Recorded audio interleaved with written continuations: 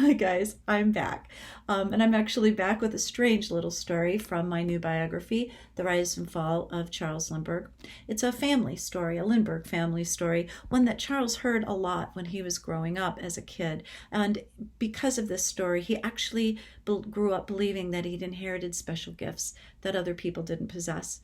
Gifts like courageousness and physical toughness and stoicism in the face of adversity. What I love best about the story, however, it's just really weird.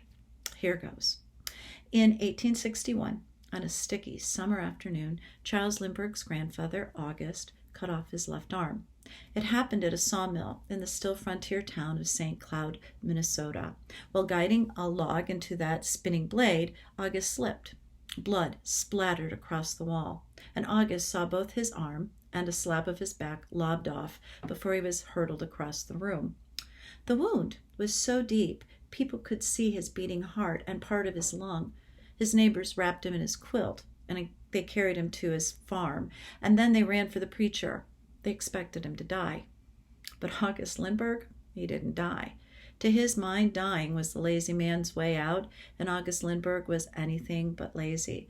So instead, he lay in his bed for months, giving in to neither pain nor death. And when he was finally able to stand, he called for his 4-year-old son, who was, for the record, Charles Lindbergh's father. He called to his 4-year-old son, and he asked the boy to bring him, are you ready? His severed arm. Really and truly. The family must have been keeping it in a cold, dark place. Then August entwined the healthy fingers of his right hand with the dead fingers of his left hand, and he said to his decomposing arm, you've been a good friend, but you can't be with me anymore, so goodbye, my friend. And then he buried the arm, thankfully, in a box in the backyard, and then he rigged up this special belt with pockets and rings into which he could fit the handles of his plow, and he got back to farming. August did as much with one arm as he'd done with two. How do I know all this? I reconstructed it from, you guessed it, primary sources. I can describe what August looked like because I looked at his photograph.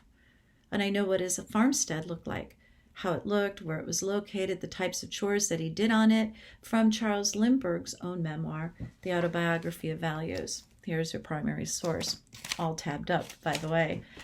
What about those vivid details of the neighbors wrapping August in his quilt and calling for the preacher?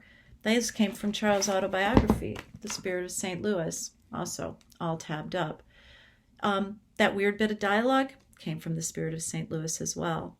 And so did that ghoulish detail about those healthy fingers entwining with the dead ones. Lucky for me, the preacher, C.S. Harrison, left behind a report detailing all the gory details of that accident, right down to that exposed beating heart. Thank goodness for the Minnesota Historical Society who houses that document. And then as for other aspects of the scene, like the weather on August 1st of 1861, I just checked the local newspapers. It all goes to show that vivid detail found in primary sources is what makes a scene come alive. It's what makes narrative nonfiction read like a novel without making a single thing up. Until next time, thanks guys. Bye.